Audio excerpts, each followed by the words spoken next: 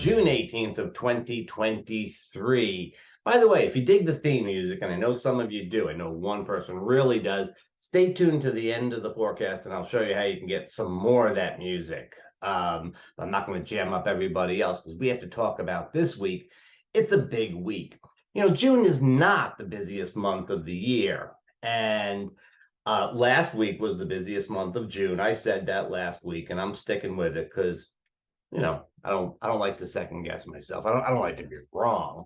But this is a pretty busy week too.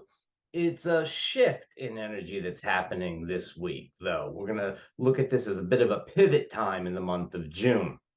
Last week, I thought it was pretty amazing how when Pluto ingressed back into Capricorn, so many Capricornian issues reemerged. I mean, very end of right at the very end of his stay in Aquarius, then we got the Securities and Exchange Commission landed on Binance and said that you've really been playing fast and loose with investors' money and you've been lying to regulators.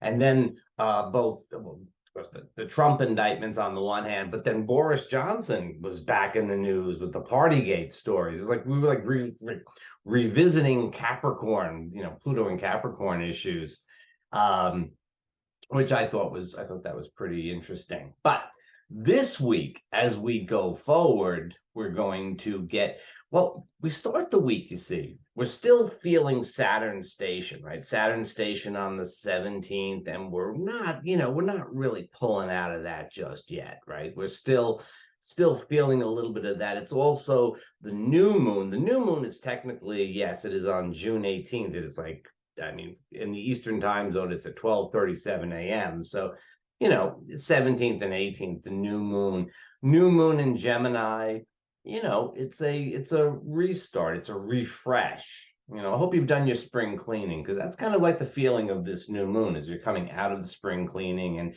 getting ready to go out and go out and explore the neighborhood and go to the street fairs and things like that.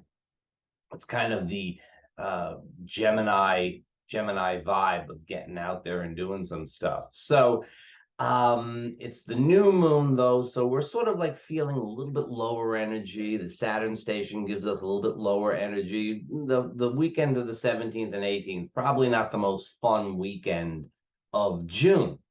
But we're going to see that this is going to change relatively quickly.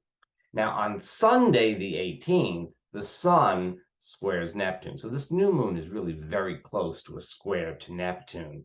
And that's an important aspect because it really says, well, we don't know what it says. It's very vague energy, and that's the pivot. So as we went through the first half of the month, things went along as they went along. And then we sort of waned into the new moon, that Saturn station. We had a week or two when I kept saying work, finish up projects, get things done before the summer. Well, that's it. Now we're hitting Neptune, and now the vibe changes considerably, right? So now we're in a spot where things are going to be a little bit more vague. It's a little bit more time to let serendipity take over. This is a little bit harder time to push forward with plans. Probably a time to let things flow, see where they go. That's kind of where we're headed for the rest of this month. And as soon as we come out of the new moon on the 18th, we get this square to Neptune to, let's say, remind us of that. So that's the first thing that we have to think about when it comes to this week and kind of beyond. Now, on Monday, the 19th, we have the opening square of Jupiter sextile, opening aspect of Jupiter sextile to Saturn. This is the beginning aspect, the first aspect in a cycle that began at 0 degrees of Aquarius back at the very end of 2020. Okay, 0 degrees of Aquarius, that degree, that's the degree that Pluto was at from March until just last week. Okay, so Jupiter-Saturn cycle always has to do with social issues, collective stuff, where the vibe goes for the collective, right? And so this is the first real aspect that we're seeing in this cycle, the first major aspect that we're seeing in this cycle. It's a soft sextile. It's a 20-year cycle, and we're just kind of beginning, but it's a check-in point. It's a check-in point for this cycle that began at 0 degrees of Aquarius. Has a lot to do with issues around social justice, a lot to do with, who's in control, who's got the power, is it the people, or is it more concentrated? We're sort of moving from that Capricornian plutocracy towards the power to the people thing of Aquarius. Not to say everybody's handling either side well or poorly, just to say this is where the shift comes, the vibe comes. It's fascinating that this aspect is exact on Juneteenth, which in the United States is a very significant day. So we're getting a little bit of information about what this cycle that began in late 2020 is all about, even as Pluto goes back into Capricorn and reminds us of some of what that time was about. So we're getting the sort of mixed messages type of thing, and yet we'll see a little something going on. Now, I'd say about communication and getting the message across and standing up for things. Because although we have the Neptunian vibe beginning to take over, this aspect on the 19th of Jupiter sextile to Saturn is a little bit more grounded. It's coming right out of the new moon, so we're not necessarily getting bowled over by it, right? But on the 20th, on Tuesday, Mercury squares now. Pallas Athene squares Uranus. Okay, now Pallas Athene is the truth teller asteroid, always out there with some information, inconvenient truth, and Uranus really, really energizes Pallas Athene. So here we have the opportunity to speak the truth. And that's followed on Thursday by Mercury being sextile to Mars. And we also have Mercury then going on to, give me a moment here, Mercury goes on to, I can figure it out, mind you, sextile Pallas Athene, right? And that happens on the earliest hours of Friday. So this period of time, I'm saying Monday through earliest Friday, time we're going to see messages get put out there very directly and fairly strongly. Okay, so this is a pretty big moment in the collective. It's also, though, a time if you have some truth to tell, if you've got some message that you've got to get across, particularly if you've got a message that maybe not necessarily the most personal kind of stuff, like, you got to tell somebody this, that, or the other thing. I'm thinking more along the lines, if you've got something to say, that is a truth, it's a good time to get it out there. However, after we get past this aspect early Friday, the next thing that happens is that Mercury starts to come into a square to Neptune. That'll be exact next Sunday, the 25th. That's a different story. And that's something that is the opposite of telling the truth and getting the message out there clearly. So you got to say it. This is the week. Now, this is also the week of the summer solstice. That's the assumption, is that you're in the Northern Hemisphere. If you're in the Southern Hemisphere, then it is the winter solstice. And hey, at least you can look to the fact that the days will be getting longer and you'll be heading towards the summertime. But for those of us in the Northern Hemisphere, this is the summer solstice. It means the sun has reached the peak of his climb northward. He will rise as far to the east as he ever does, a little north of east for most of us, and he will set north of west. And in the meantime, he goes as high in the sky as he ever goes.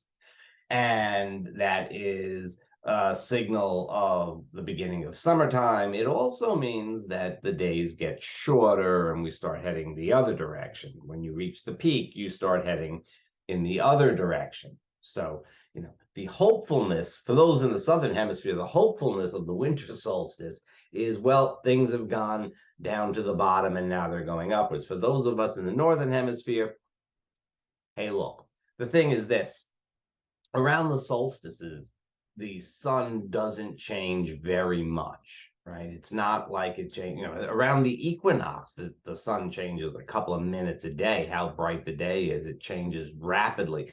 Around the solstices, it doesn't change all that fast. So we still have plenty of time of late nights and things like that. Hopefully, we'll stay on daylight savings time. But anyways, here in the United States, that is. Hopefully we'll be in permanent daylight savings time and not have to go back to the dark days of winter. But anyway, I digress. The solstice is a very powerful point. It is a point where you should look to see, what is of the greatest importance to you. It is a time to sort of align yourself with your own sense of, this is what matters for me. This is where I am with things. And that goes great with those wonderful Mercury, Pallas, Athene aspects that are so powerful during the early part of this week.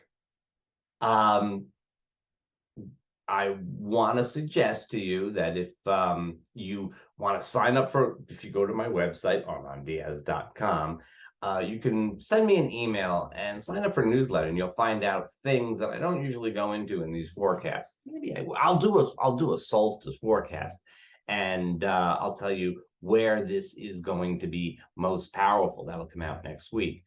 But you get the newsletter, you get it in advance, and that's kind of cool. But if you don't want to, that's fine. I only send it out once a month. I'm not like, I'm not spamming you.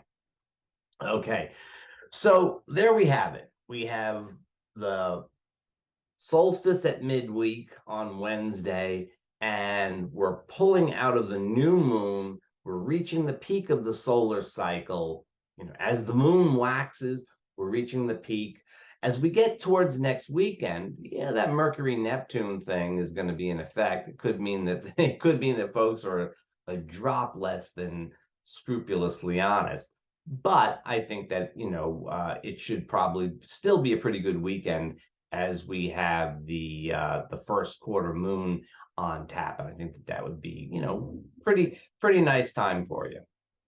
Well, stay tuned if you want to learn a little bit about the theme music.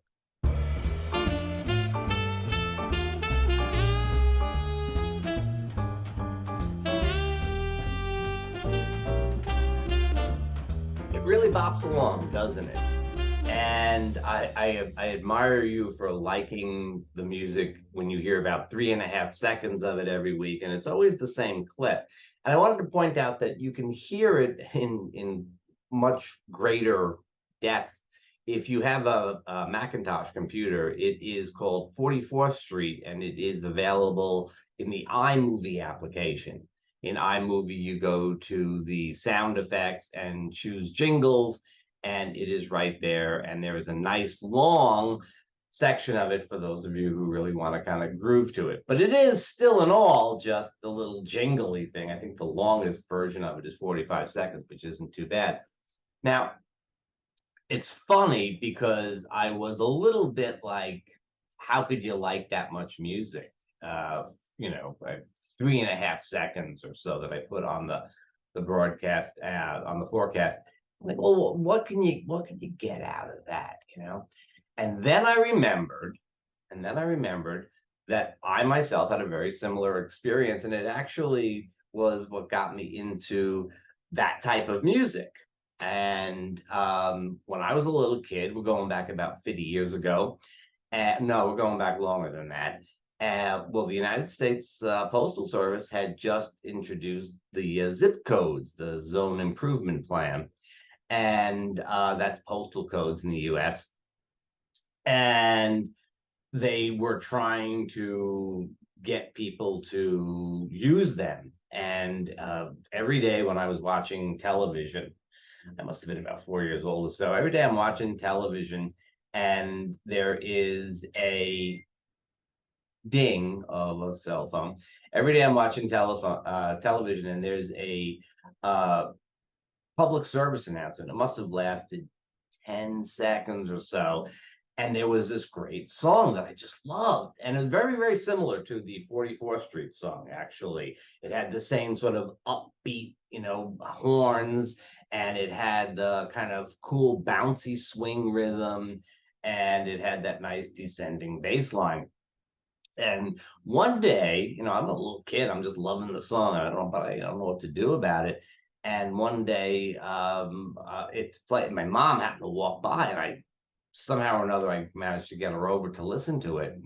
I said, "This is a good song," and she said, she said, "Yeah, that's a taste of honey."